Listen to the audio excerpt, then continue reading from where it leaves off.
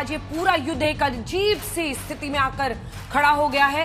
भारत के समय से सिर्फ 1.5 घंटे का अब इंतजार है और 1.5 घंटे बाकी है, जिसके बाद हॉर्मूज पर राष्ट्रपति ट्रंप की नई धमकी की डेडलाइन पूरी हो रही है। अब उन्होंने क्या कहा है, देखिए, अभी तक हॉर्मूज पर ईरान ने कब्जा किया था, वो अब कह रहे हैं कि मैं यहां की नाकेबंदी करूंगा और यहां से कोई भी जहाज ईरान का गुजरने नहीं दूंगा हॉर्मूज से। तो कुल मिलाकर स्थिति गंभीर हो रही है। सभी ने सोचा था कि शायद इस्लामाबाद वार्ता से एक शांति के लिए स्थिति बने, लेकिन इस्लामाबाद वार्ता फेल होने के बाद ट्रंप ने हॉर्मूज नहीं खुलने पर सभी के लिए ब्लॉकेड की धमकी दे दी है, जो भारतीय समय से लगभग 7:30 बजे ये डेडलाइन खत्म हो रही है।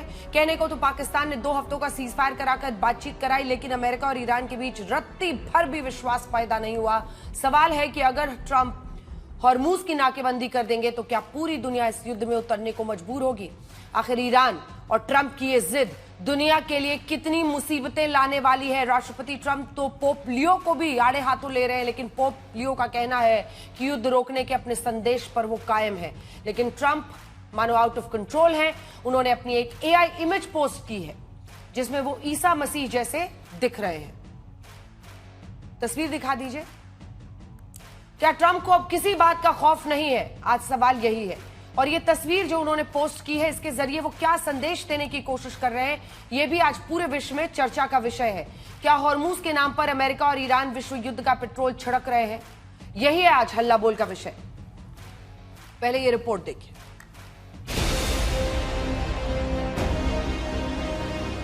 स्ट्रेट ऑफ हॉर्मूज तो युद्ध का हथियार पहले से बना हुआ है, लेकिन इस्लामाबाद वार्ता के बाद नए सिरे से जंग छिड़ रही है।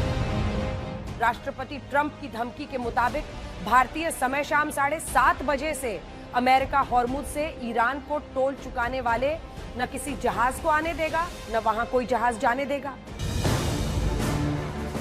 हॉर्मूज पर ट्रंप की धमकियों के बाद ईरान ने अपना स्टैंड और कड़ा करते हुए कहा कि सैन्य ऑपरेशन का हम जवाब देंगे और हमारे पास वो पत्ते भी हैं जो हमने अभी खोले नहीं हैं। ईरानी सुरक्षा बलों के यूनिफाइड कमांड के बयान में कहा गया कि अंतर्राष्ट्रीय जहाजों पर अमेरिका की नाकेबंदी गैर कानूनी होगी। ईरान अब हॉर्मूज पर अपने स्थायी नियंत्रण की धमकी दे रहा है। पाकिस्तान में हुई बातचीत में ईरानी दल का नेतृत्व करने वाले ईरानी संसद के स्पीकर मोहम्मद बागेर गलिबाफ ने व्हाइट हाउस के पास गैस स्टेशनों का गूगल मैप पोस्ट करते हुए लिखा, मौजूदा पेट्रोल कीमतों के मजे ले लो। इस तथाकथित नाकेबंदी के बाद जल्द ही तुम्हें $4 से $5 की गैस की कीमतें याद आने लगेंगी। पोस्ट में गलिबाफ ने गणित का फॉर्मूला जैसा कुछ लिखा है, जिसका मतलब नाकेबंदी से तेल, गैस कीमतें बढ़ने की चेतावनी से लगाया जा रहा है।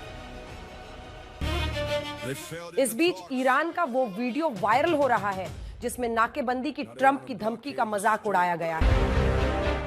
ईरान अमेरिका के बीच फिर से बढ़ रही तनातनी के बीच चीन ने सभी पक्षों से शांति बनाए रखने की अपील की है, जबकि ब्रिटेन के प्रधानमंत्री केयर स्टारमर ने कहा है कि चाहे जितना भी दबाव आए हम युद्ध में हिस्सा नहीं लेंगे। उन्होंने हॉर्मूज की नाकाबंदी का भी विरोध किया है।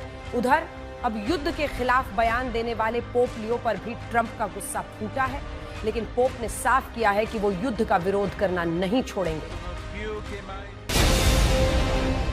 इस बीच ट्रंप ने ट्रुथ सोशल पर अपनी एक एआई तस्वीर पोस्ट की, जिससे ये छवि उभर रही है कि मानो वो ईसा मसीह हो।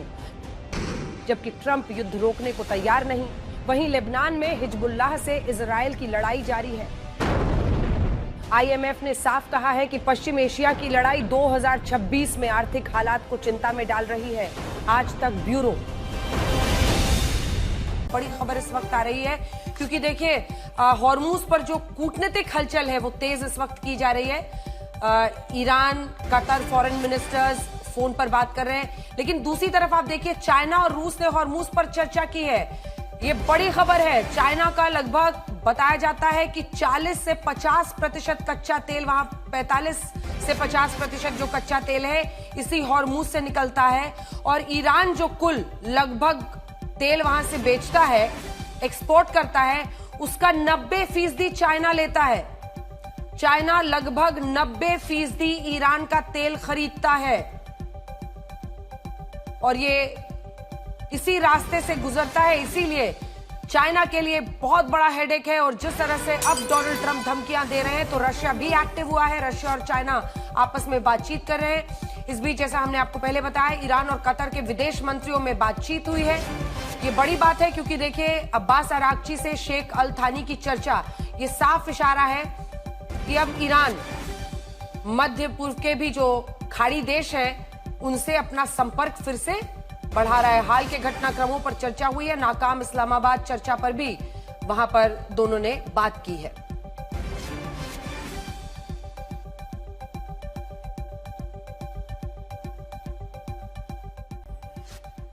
तो चर्चा की शुरुआत करते हैं। जमीर अब्बास अब हमारे साथ जुड़े नहीं है, लेकिन प्रमित मकोड़े जी, क्या हो रहा है, मतलब इसको किस तरह से देखें और डोनाल्ड ट्रंप की इस धमकी को कितना सीरियस माने? देखिए, मैं रोज आपको 6 बजे यही समझा रही थी कि साहब, ये हॉर्मूज पहले खुला था, अब इस युद्ध की स्थिति ऐसी है कि देखिए 95%, 90% के आसपास तो पक्का है कि ईरान का कच्चा तेल चाइना ही खरीदता है, इसी रास्ते से जाता है। उधर हलचल तो हो रही है, लेकिन कैसे रोकेंगे ट्रंप इसको? ट्रंप की जो मियाद है, उन्होंने कहा 7:30 बजे भारत के टाइम के अनुसार, वो क्या करेंगे हॉर्मूज में? Thanks Anjana ji for having me on your show. आप सबको हमारा नमस्कार and good morning from America.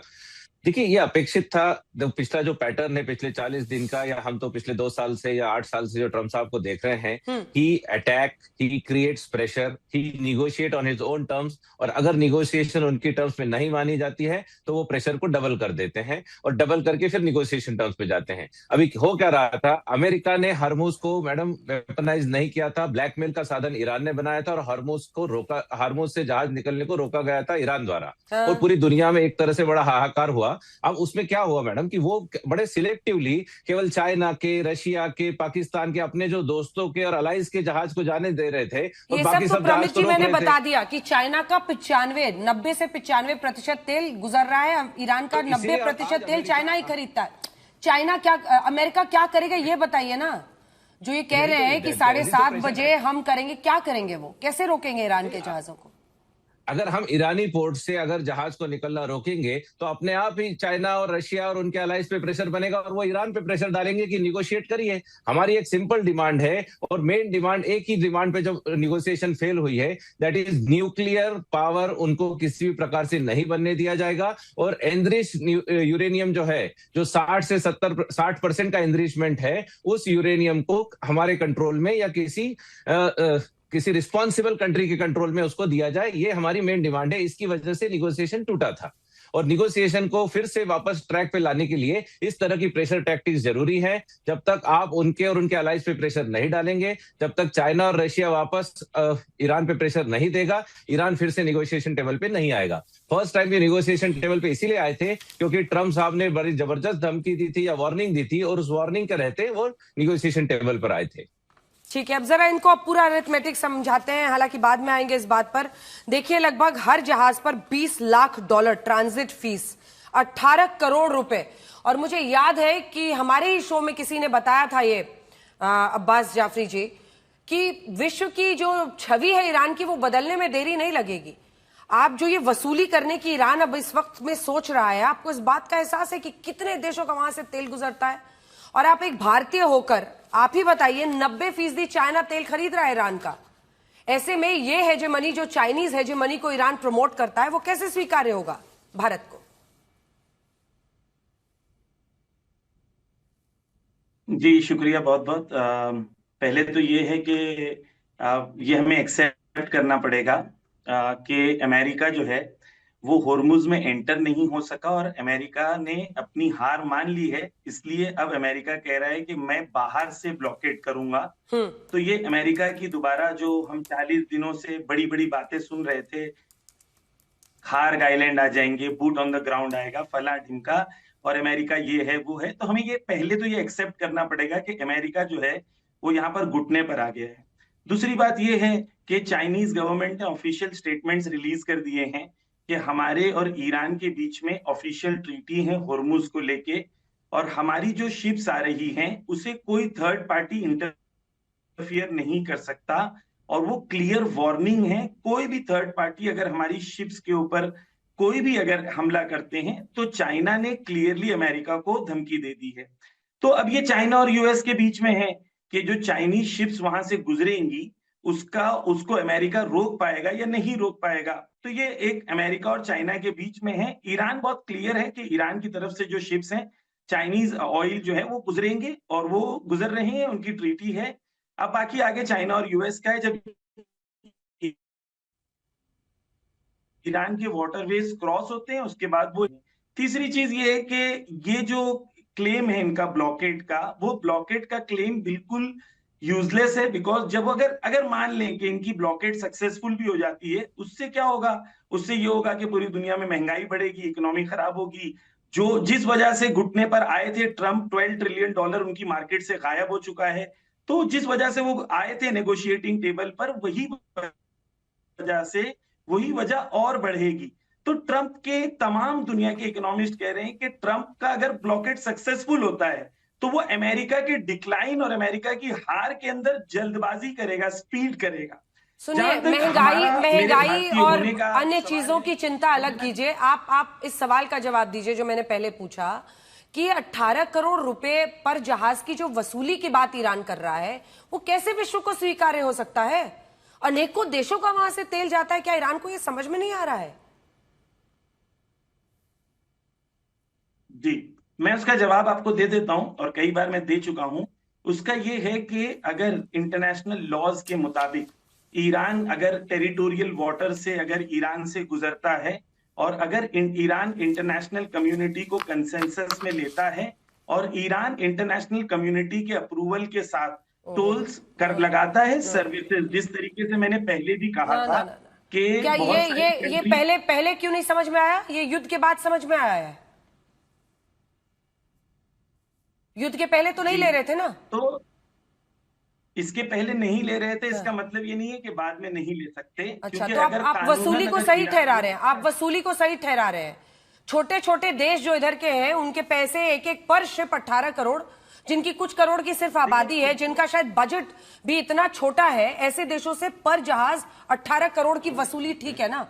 क्योंकि डोनाल्ड ट्रंप से मतलब अचानक फैसले लेते हैं, क्योंकि डोनाल्ड ट्रंप ने गलत काम किया है, इसलिए हम वसूली शुरू कर देंगे।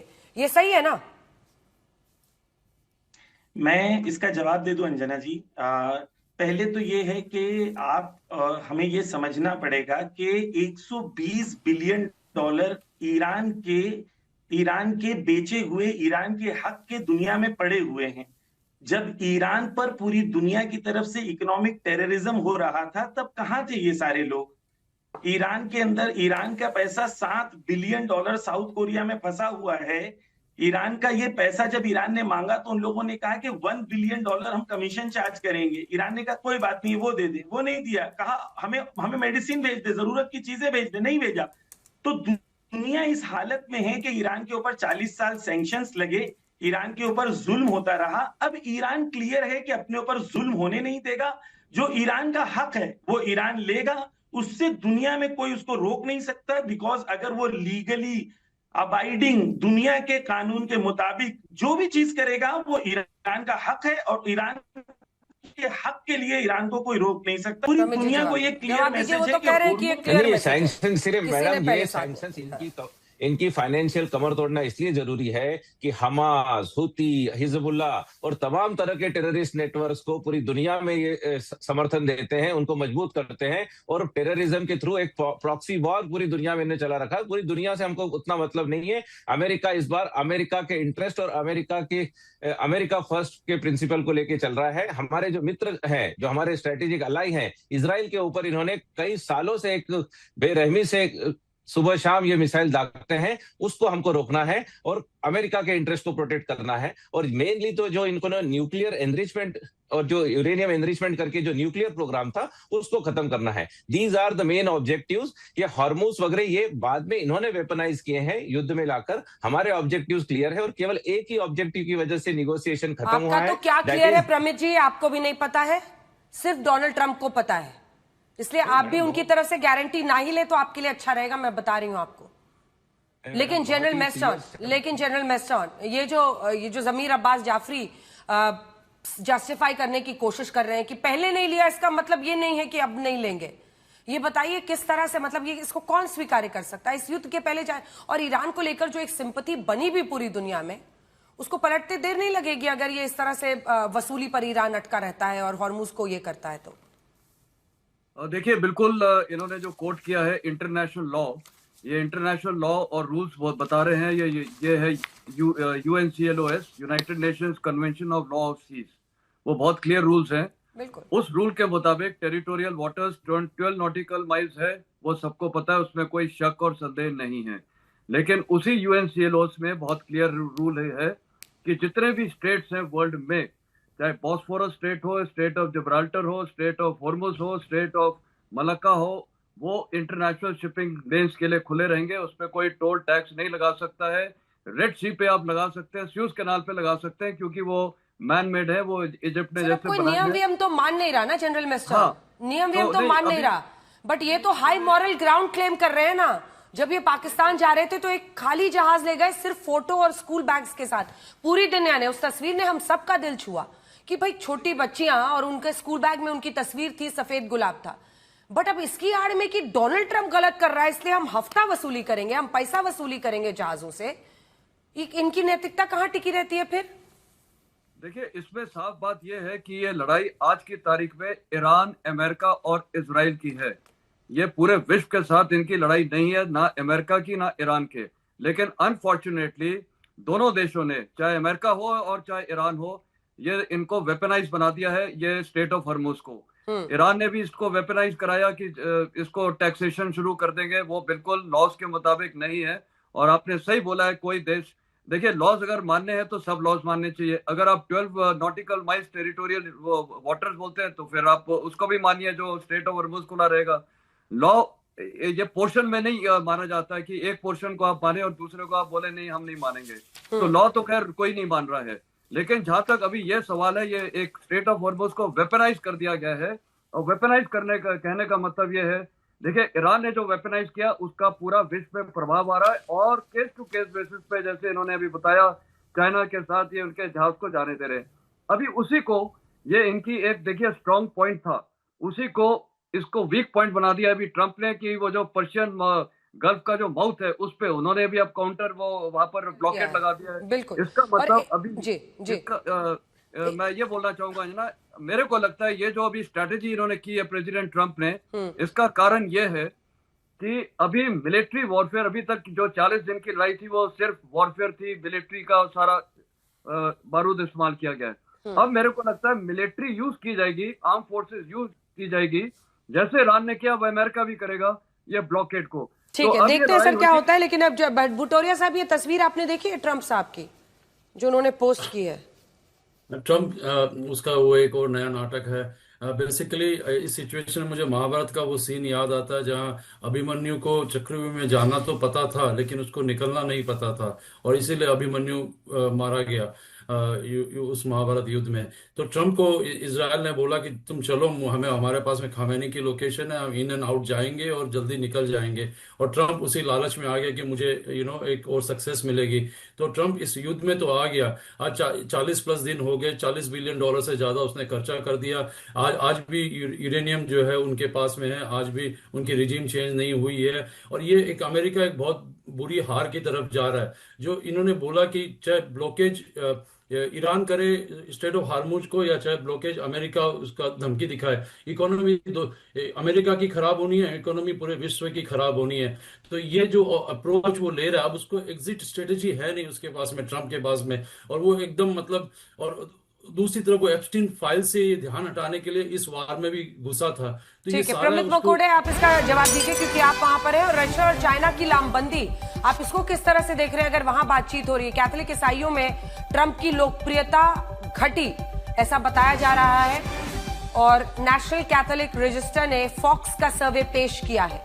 वो ये कह रहे हैं उनकी लोकप्रियता घट रही है। ट्रंप 40% कैथोलिक युद्ध पर ट्रंप के रवैये से सहमत है, जबकि 55% कैथोलिक ईरान से युद्ध के खिलाफ है। प्रमित जी, आपके लिए डिफेंडिंग द इनडिफेंसिबल जिसको कहते हैं ना, वही स्थिति है, समझाइए, बताइए। और आप भी जरा बताइएगा, ये जो फोटो आपने भी देखी होगी ट्रंप साहब ने जो अपनी डाली है।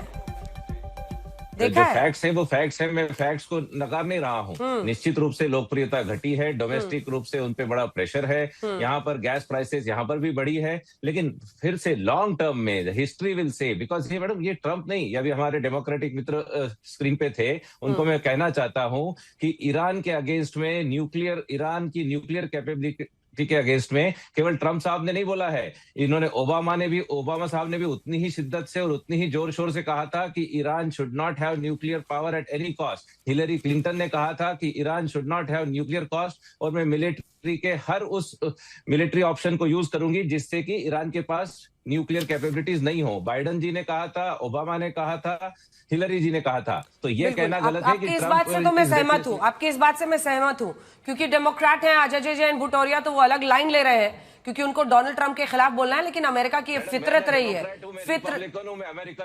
मैं अमेरिकन हूँ और अमेरिका युद्ध जीत रहा है, ये कहना कि अमेरिका युद्ध हार रहा है और अमेरिका मान लीजिए ट्रंप के तो फैन है ही आप, मान लीजिए।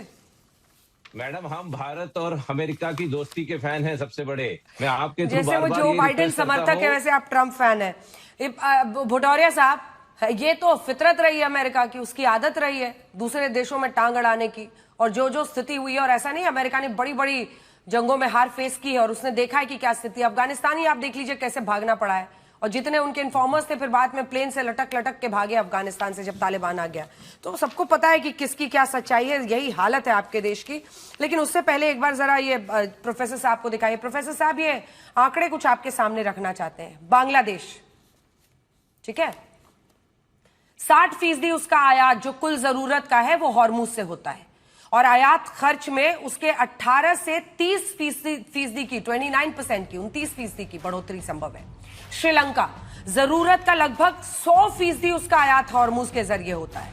$30 लाख प्रति महीने अतिरिक्त खर्च अब संभव है, जो उनके लिए इस वक्त की स्थिति में बहुत मुश्किल है। खाड़ी के देश, खर्च का 80 से 95% टोल पर खर्च होगा, $14 अरब सालाना खर्च। वियतनाम, आयात का 88% खाड़ी से आता है, और लेबनान, जिसमें जो स्थिति अभी बनी हुई है वो हम आपको दिखा रहे हैं। तो कुल मिलाकर इन देशों पर जो आप ये स्थिति थोप रहे हैं, आप सोचिए कि 160 से 170 लाख डॉलर जो है वो महीने का खर्च बढ़ेगा वियतनाम जैसे देश का है। ये इसको आप कैसे जस्टिफाई कर सकते हैं? और जो हॉर्मुज पहले खुला हुआ था और दुनिया को आप नैतिकता की धुरी पर अपनी महानता की बखान सुनाना चाहते और चाहते सब आपका गुणगान करें, ये कैसे मुमकिन है? इन देशों का क्या गलती है? देखिए अंजना जी, जस्टिस फॉर ऑल अगर थियरी है तो हर देश के लिए जस्टिस होनी चाहिए, ये बात अगर हम मनवा सकते हैं दुनिया को, ठीक है। तो सबसे पहला स्टेप ये होगा कि ईरान के ऊपर तमाम सैंक्शंस हटा दिए जाएं। ऑयल और गैस पूरी दुनिया अगर बेच सकती है तो ईरान भी बेच सकता है, ठीक है। ये 40 साल तक ईरान पर जुल्म होता रहा, सब तो खामोश रहे। क्यों खामोश रहे? क्यों यूनिलैटरल सैंक्शंस ईरान पर लगाए गए? झूठ की बुनियाद पर। अरे सैंक्शंस कौन से देश पर नहीं लगे? सैंक्शंस कौन से देश पर नहीं लगे? सब देश को अपनी लड़ाई खुद लड़नी पड़ती है। भारत पर सैंक्शंस नहीं लगे क्या जब हमने न्यूक्लियर टेस्ट किया? भारत पर टैरिफ नहीं लगे क्या? तो हम किसी ईरान, किसी पाकिस्तान, किसी बांग्लादेश, किसी यूरोपियन कंट्री के भरोसे थोड़ी थे। आपकी जंग है, आप खुद लड़िएगा। हर देश को अपने लिए स्टैंड करना पड़ता है, और आईएईए के सामने अपना रखिए, आपका जो न्यूक्लियर प्रोग्राम है वो करना होता है। किस देश ने किया इसलिए आज हम बदला लेंगे, ये कोई लॉजिक है? सुन रहे हैं आप अपने आप को प्रोफेसर साहब? अंजना जी, आप भी अपने आप को सुन लीजिए, और मैं जो बोल रहा हूं वो आप सुने गौर से। मैं ये कह रहा हूं कि ईरान जो करेगा, पॉइंट नंबर 1, वो लीगल फ्रेमवर्क में होगा। जो जनरल मेसन कह रहे थे, उसी डॉक्यूमेंट में लिखा हुआ है कि अगर उसके स्ट्रेट से अगर कोई शिप गुजर रही है और उसको कोई वो कंट्री सर्विस दे रही है, फॉर एग्जांपल सिक्योरिटी सर्विस दे रही है, then they can charge service charges. ये उसी डॉक्यूमेंट में लिखा हुआ है, जनरल मेसन भी जाके देख सकते हैं। दूसरी चीज, ईरान के पास अगर लीगल राइट है, कोई लॉ है और इंटरनेशनल कानून के हिसाब से वो एक्सेप्टेबल है। अभी मैं आपको एक एग्जांपल देता हूं। जो वन क्रूड ऑयल 1 बैरल का जो रेट है वो 65-70 के आसपास 15 है। अगर ईरान कहता है कि $1 पर बैरल अगर लेगा तो $1.65 से 115 को कंपेयर करें $1 पर barrel with safety and security, तो ईरान जो भी करेगा वो लीगली करेगा, इंटरनेशनल लॉज को अवॉइड करके करेगा, दादागिरी और गुंडागर्दी से नहीं करेगा जिस तरीके से अमेरिका करता है। तीसरी चीज, हर कंट्री के पास, जैसा आप करें, हर कंट्री अपने लिए लड़ेगा तो ईरान भी अपने लिए लड़ेगा। ईरान के ऊपर जो सैंक्शंस लगाए गए हैं उसके खिलाफ ईरान जो है अपने हक के लिए लड़ेगा।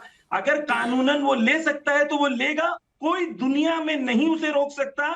अगर कानूनी उसका अधिकार है तो वो लेगा। अभी आपको अगर बुरा लग रहा है, आप उसको वसूली कहें, आपको जो चाहे वो कहें, लीगली वही दूसरी कंट्री लेती है तो आप उसे सर्विस चार्ज कहते हैं। बिल्कुल ईरान लेगा तो आप कहेंगे नेचुरल वसूली स्टेट में ले रहा कोई नहीं लेता है, नेचुरल स्टेट में कोई नहीं लेता है। जल्दी से प्रमित जी इसका जवाब दीजिए।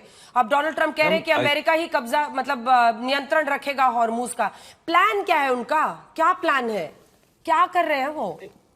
युद्ध के पहले ये हॉर्मूज आराम से चल रहा था, जहाज आ रहे थे जा रहे थे, कोई किल्लत नहीं थी। ये युद्ध आपने ईरान के खिलाफ छेड़ा है या बाकी देशों के खिलाफ छेड़ा है? मैडम, ईरान के ही खिलाफ छेड़ा है और हम चाहते हैं कि जो हमारे मित्र देश हैं वो भी ईरान के ऊपर उतना ही प्रेशर बनाए जितना अमेरिका प्रेशर बना रहा था। क्योंकि सबसे खतरनाक बात अगर पूरी दुनिया के लिए होती कि अगर आपके नेटो देश तो आने को तैयार ही नहीं है, बाकी देश क्या दबाव बनाएंगे? नेटो देश ही तैयार नहीं है। कीर स्टार्मर आज फिर सामने आए साहब, एक सेकेंड, कीर स्टार्मर फिर आए, मिस्टर प्रमित मकोडे, नेटो देश, आप इसका मतलब समझ रहे हैं? नेटो देश मना कर रहे हैं, कीर स्टार्मर कह रहे हैं कि कोई दबाव काम नहीं करेगा हम पे, हम इस युद्ध में इन्वॉल्व नहीं होंगे, शांतिपूर्ण तरीके से हॉर्मूज खुले। ये मिलिट्री तरीके से हॉर्मूज खुलवाने के पक्ष में कोई नेटो देश आपका साथ नहीं दे रहा है, बाकी क्या देंगे? 40 दिन में पूरी दुनिया ने देखा कि सिंगल हैंडेडली अमेरिका ने ईरान को ओवर पावर किया है। Military dominance was very clear. उनकी रिजीम के 40 से 55 लोगों के बीच में इस्लामाबाद काहे गए थे जेडी चेंज हो वैंस? चुकी है। अरे तो इस्लामाबाद काहे गए थे जेडी वैंस? यही डिस्कशन के लिए ना मैडम, एक ही स्टिकिंग ये बताने के लिए कि हमने जीत हासिल कर ली है, ये बताने के लिए। No madam, red line is about the nuclear capabilities and enriched uranium. Iran और सऊदी अरब के विदेश मंत्रियों में भी चर्चा हुई है। चलिए, कम से कम रास्ता बातचीत का खुल रहा है, ये सबसे बड़ी बात है। और अराक्ची की फैसल बिन फरहान से चर्चा हुई है। अगर खाड़ी के देशों से चर्चा हो रही है हॉर्मूज को शांतिपूर्ण तरीके से खोलने के लिए, अगर कोई सूरत बनती है तो इससे अच्छी पहल कुछ नहीं होगी। सभी देशों को समझना चाहिए कि अगर डोनाल्ड ट्रंप जिस तरह के मिजाज और मूड में आजकल चल रहे हैं, जो स्थिति यहां पर पैदा होने वाली है, हजार दिन तो लग जाएंगे सिर्फ स्थिति को वापस नॉर्मलसी पर लाने में। जो सी माइंस वहां पर बिछी हुई हैं उन सबको हटाने में, सुचारू रूप से वहां पर फिर से सेवाएं बहाल करने में। और दूसरी तरफ आज अगर ईरान के पक्ष में लामबंदी दिख रही है रशिया और चाइना की, यह भी बड़ा सेटबैक है। प्रमित जी, इस पर तो जवाब नहीं लिया मैंने आपसे। आप बताइए, क्या यह बहुत बड़ा सेटबैक नहीं है आपके लिए? क्योंकि अभी तक तो खुलकर वो लोग सामने एक साथ नहीं आ रहे थे। नहीं, ये तो सेटबैक है। हम तो चाहते हैं कि वो आए। अभी क्या उनको जो मार पड़ रही थी वो पर्दे के पीछे थी। Now the whole world will see कि American military dominance and dollar dominance is overpowering China and Russia. जब वो खुल के दुनिया को दिखेगी तो हमारे जो मित्रगण है तो हमारे साथ में है, लेकिन जो दूसरे छोटे देश थे जो चाइना की तरह ग्रेविएट हो रहे थे, जो ब्रिक्स की तरफ ग्रेविएट हो रहे थे, वो अमेरिका की तरफ आएंगे अब। और अमेरिका दोस्तों का दोस्त है और दुश्मनों का दुश्मन है। अमेरिका ने पिछले 70 साल के इतिहास में दिखा दिया है। आपके चैनल में कई बार मैंने सुना किसिंजर की वो बात की, America enemy is dangerous and friend is fatal. Madam, ये बातें 50 साल पहले थी। आज के जियोपॉलिटिकल सिनेरियो और पिछले 70 साल का ये इतिहास बताता है कि अमेरिका दोस्तों का दोस्त है और दुश्मनों का दुश्मन। और अमेरिका पूरी विश्व की सोच रहा है, इसीलिए अमेरिका ने ईरान को पूर्णतः से तहस-नहस नहीं किया। आप भी कभी कभी दीवानगी में ट्रम्प के ऐसे बहते हैं ना कि मुझे वो यकीन करना मुश्किल होता है। इंडिया दोस्त है कि दुश्मन है? 50% टैरिफ लगा दिया था। 50% टैरिफ, क्योंकि the fight is between BRICS. अगर अमेरिका को अपना दोस्त समझे तो वो टैरिफ अपने आप कम आएगा। और मैडम, मैं आपके माध्यम से फिर कहता हूं कि America and India are complement to each other, they are the perfect natural ally to each other. और अमेरिका और इंडिया अगर साथ में आए तो दोनों देशों की तरक्की होगी। It's a perfect win win situation. India and China are competition to each other. China और रशिया के साथ न जाके हिंदुस्तान अमेरिका साथ में आए तो पूरी दुनिया का भला होगा, हिंदुस्तान का भला और अमेरिका का भला होगा। आज अमेरिका में भी हिंदुस्तानियों का जो कंट्रीब्यूशन है अनपैरेलल है और अमेरिका इस बात को मानता है। जस्ट एक पहल होनी चाहिए। और आप जैसे इतने बड़े चैनल जिसकी बहुत बड़ी रीच है उसके माध्यम से अगर ये एक माहौल बन सके कि हिंदुस्तान और अमेरिका साथ में आए तो पूरी दुनिया का बेहतर होगा। और ईरान का एक विषय है, Iran is not the real objective of America. Iran का एक टैक्टिकल ऑब्जेक्टिव है कि ईरान के पास न्यूक्लियर वेपन्स न जाए, पूरी दुनिया को वो आगे जाके ब्लैकमेल न कर सके। और मैडम आपने देखा होगा 5 गल्फ के नेशंस, 5 मुस्लिम देश ही हमारे साथ में है, अमेरिका के साथ में, बिकॉज दे नो कि ईरान कितना खतरनाक फंडामेंटलिस्ट जिहादी रिजीम है। और उसको जब अमेरिका ने न्यूट्रलाइज किया तो आज गल्फ के नेशन हमको धन्यवाद दे रहे हैं। इस बीच एक और खबर आ रही है, हॉर्मूज की नाकाबंदी का समर्थन नेतन्याहू ने सरकार की मीटिंग में कहा है। अमेरिका के साथ लगातार समन्वय कायम है। तो बेंजामिन नेतन्याहू इजरायली प्रधानमंत्री ये कह रहे हैं कि अमेरिका से लगातार हमारा कोऑर्डिनेशन चल रहा है और जो नाकेबंदी हॉर्मूज पर करने की बात की जा रही है वो सही है। आपको नहीं लगता है कि युद्ध इससे और एस्केलेट होगा? और देखिए, इतने कम में भी बता के वर्ल्ड का सबसे बड़ा मिलिट्री पावर है अमेरिका, और ऐसा नहीं है। अब्बास अरागची और गालिबाफ साहब, आपके स्पीकर भी ईरान से गए थे पाकिस्तान बात करने के लिए, जो आप इतना मुस्कुरा रहे थे जब उनको सवाल पूछे जा रहे थे प्रोफेसर साहब। तो थोड़ा अब आप भी जवाब दीजिए। वो भी वहां पर कोई फूल बरसाने नहीं गए थे, मतलब जाके जिसको कहते हैं ना लौट कर बातचीत पर आए, वही स्थिति ईरान की भी है। और आने की जरूरत इसलिए पड़ी क्योंकि पुल, रेलवे लाइंस ऐसी जगह टारगेट की जा रही थी।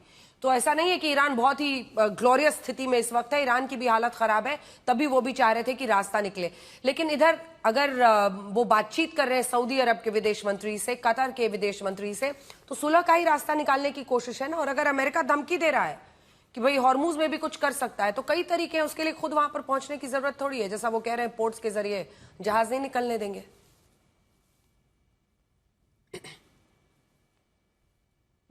जी देखिए अंजना जी, सबसे पहले तो ये है कि चाइना ने भी अमेरिका को धमकी दे दी है। तो आप ये भी देख लें कि चाइना और अमेरिका दोनों एक दूसरे के सामने आमने आ जाएंगे अगर चाइनीज शिप्स को रोका जाएगा। तो ये भी एक बड़ी बात है कि चाइना और अमेरिका आपस में एक दूसरे से निपट सकते हैं इस मौजू पर। और जैसे प्रमोद जी कह रहे हैं कि भाई बहुत इंटरेस्टेड है डायरेक्ट कन्फ्रंटेशन के लिए, तो उनको भी थोड़ा मजा आ जाएगा इस सिचुएशन का। दूसरी चीज ये है कि जहां तक आप कह रही हैं कि ईरान भी आया था, तो ईरान तो हमेशा से नेगोशिएशंस के लिए और कॉन्वर्सेशंस के लिए रेडी है। 2015 में JCPOA में भी बैठा था, फिर उसके बाद 2 बार बिटवीन नेगोशिएशंस ईरान पर हमले हुए। तो ईरान ने कभी भी दुनिया के अंदर जो पीस की कोशिश है उसके अंदर ईरान ने कभी भी बैक ऑफ नहीं किया, डिस्पाइट जानते हुए कि हर बार पीठ में छुरा भोंका गया है। और प्लस ये जो हमारे मकोड़ा जी हैं, इनको मैं एक चीज बता दूं, मैंने ये बार बार ईरान के न्यूक्लियर एक तो देखिए, आप एक सेकंड, आपको टोक रही हूँ प्रोफेसर साहब, आप तो प्रोफेसर हैं, अगर आपको भी नाम याद नहीं रहेंगे तो कैसे होगा। प्रमित मकोड़े उनका नाम है, और जनरल मेस्टॉन है, जिनको आप जनरल मेसन कर रहे हैं। हाँ हाँ ठीक है, थोड़ा नाम याद रखिए। तो यहाँ पर एक्चुअली स्क्रीन छोटी। जी ओके, मकोड़े साहब जो है हमारे, प्रमोद जी मैं कहता हूँ तो इजी रहेगा। प्रमित ये है कि ये 2000 है। हाँ प्रमित जी, in the year 2025 US annual threat assessment, let me complete. US annual threat assessment मार्च 25 2025 को ये यूएस का इंटेलिजेंस रिपोर्ट है, जिस इंटेलिजेंस रिपोर्ट के अंदर US intelligence community clearly stated we continue to assess Iran is not building a nuclear weapon and that Khamenei has not authorized the nuclear weapon program. He suspended in 2023. ये US का intelligence assessment report है, ये किसी private किसी आदमी की बात नहीं है, ये ऑफिशियल डॉक्यूमेंट है। सेम 2022, 23, 24, 25 सब जगह इंटरनेशनल असेसमेंट जो उनका है उसके अंदर उनके क्लियरली मेंशन्ड है कि Iran is not making a nuclear weapon. अब ये तो ये बहाना करेंगे कि न्यूक्लियर वेपन की वजह से हमला किया, जैसे इराक में इन लोगों ने कहा कि भाई हमने weapons of mass destruction, chemical weapon, फला फला, पूरी दुनिया के सामने ये एक्सपोज्ड है कि इनका झूठ होता है। असल मकसद होता है इनको ऑयल और गैस पर कब्जा करना, जिस तरीके से वेनेजुएला में करते हैं। तो ईरान के लिए क्लियर है कि ईरान पीस के अंदर इंटरेस्टेड है, लेकिन ईरान के लिए इंपॉर्टेंट है कि ईरान इक्वालिटी और जस्टिस के साथ कॉन्वर्सेशन में बैठेगा। बगैर इक्वालिटी और बगैर जस्टिस के ईरान कोई बात नहीं करेगा। ईरान किसी को सुपर पावर नहीं समझता सिवाय अल्लाह सुब्हानहू व तआला को। ये ईरान के लिए क्लियर है कि only super power is God and there is no other super power. This is the clear stand of Iran. Mister Makode. नहीं मैडम, पहले तो अब्बास साहब मेरा प्रमीत का अर्थ होता है सबका मित्र, शायद आपको अगली बार याद रहे। पर अब्बास साहब, मैं आपको ये कहना चाहूंगा कि जैसे आप बड़े सिलेक्टिव तरीके से कभी न्यूयॉर्क टाइम्स का एक न्यूज आर्टिकल कोट करते हैं, कभी अमेरिका के किसी एजेंसी का एक आर्टिकल कोट करते हैं। IAEA, international atomic energy agency ने 7 बार पिछले 11 साल में 7 बार पूरे, केवल अमेरिका को नहीं, पूरे विश्व को यह चेताया है कि ईरान अपनी न्यूक्लियर कैपेबिलिटीज बना रहा है। वो जो प्रॉमिस करता है उसको बार बार ब्रेक करता है, और हम जब वहां पर मॉनिटरिंग के लिए जाते हैं तो हमसे कई चीजें छुपाई जाती है। इतनी बार उन्होंने उसको एक तरह से खंडन किया है कि, और परेशान पूरी दुनिया को कर रखे रखा, और IAEA ने पूरी दुनिया को वार्निंग दी, तब जाके America has taken that stand. और जब आपको अगर न्यूक्लियर वेपन नहीं बनाना है तो आपको 60% का यूरेनियम एनरिचमेंट क्यों चाहिए? अगर न्यूक्लियर पावर प्लांट के लिए चाहिए, सिविल यूसेज के लिए चाहिए, तो you only need 3 to 5% of enrichment. आप 60% का एनरिचमेंट करके आप सीधे ये बता रहे हैं कि आपको न्यूक्लियर वॉरहेड बनाने हैं, और आगे जाके पूरी दुनिया को आपको उसके न्यूक्लियर वॉरहेड के थ्रू ब्लैकमेल करना है, या फिर इजराइल को पूरी दुनिया के नक्शे से हटाना है। यह आपका सीधा उद्देश्य था। ये अमेरिका के एक प्रेसिडेंट नहीं, 7 प्रेसिडेंट को American defence intelligence, American homeland security intelligence ने जब बारंबार रिपोर्ट दी, तो अमेरिकन प्रेसिडेंट का यह कर्तव्य बनता है, for the safety of American citizen he has to go and attack, because prevention is better than cure। जल्दी से ये कह दूं कि ये जनरल मेस्टॉन के पास जाना है। हाँ, बोलिए। मैं ये क्लियरली कह दूं कि इन्होंने जो भी कहा है विदाउट फैक्ट है, रॉन्ग है, फैक्चुअली इनकरेक्ट इंफॉर्मेशन है। मैं आपको फैक्चुअली करेक्टेड इंफॉर्मेशन बता रहा हूं। IAEA के जो general, do not interrupt, let me complete. IAEA के जो जनरल सेक्रेटरी हैं ग्रोसी, उन्होंने क्लियरली इंटरव्यू में कहा है, we have no evidence that Iran is making nuclear weapon, we have no evidence that Iran is moving towards making a nuclear weapon. This is on record and I can prove it. If you have any documentary evidence, prove it. मैं next time जरूर लेके आऊंगा, मैं next time document भी लेके आऊंगा, date by date उसका आपको बताऊंगा कि कब IAEA ने वार्निंग दी है, और ना पर अमेरिका को, पूरी दुनिया को दी है कि Iran is heading towards that and whole world need to act around it. मैं नेक्स्ट टाइम जरूर आपके लिए सब डॉक्यूमेंट्स और डेट्स लेके आऊंगा प्रोफेसर साहब। मैं आपको ओपन चैलेंज करता हूं कि ईरान की छोड़िए ना आपका ओपन चैलेंज। प्रोफेसर साहब भी रोज ओपन चैलेंज करते हैं, प्रमित जी भी 6 बजे ओपन चैलेंज करते हैं। असल मैदान तो युद्ध का वहां पर बना हुआ है। जनरल मेस्टॉन, इन सब के बीच देखिए, जो एक अगर हम देखें तो एक न्यूक्लियर पावर्ड ईरान भारत के नजरिए से अगर देखें तो आप उसको कैसे बताएंगे? वहीं दूसरी तरफ क्या आपको लगता है कि डोनाल्ड ट्रंप, क्योंकि ये रिस्क वो मोल नहीं ले सकते हैं कि इस वक्त विश्व ये सोचे कि ट्रंप ये युद्ध हार गए, अब इस टॉक्स के फेल होने के बाद क्या आपको लगता है कि इस तरह की नाकेबंदी और इस तरह का हस्तक्षेप हॉर्मुज में करने में सफल होंगे? अंजना, इसमें 3 पॉइंट्स है। पहली बात तो प्रोफेसर अब्बास ने जो बोला है वो बिल्कुल मैं उनसे सहमत हूं। उन्होंने जो पॉइंट्स बताए थे, जो टैक्सेशन रूल्स हैं, टैक्सेशन रूल्स में बहुत क्लियरिटी है कि आप इन कंडीशन में टैक्सेशन ले सकते हैं। अगर आप किसी भी शिप को एस्कॉर्ट कर रहे हैं, सिक्योरिटी गाइड कर रहे हैं, नेविगेट करवा रहे हैं, और अगर वहां बर्फ इतनी जमी हुई है तो अगर आपको बर्फ काटते हैं तो तब आप टैक्स ले सकते हैं। इसके अलावा और कोई कारण नहीं है टैक्सेशन का। तो ये चारों पॉइंट्स ईरान के लिए पहली बात तो लागू नहीं है।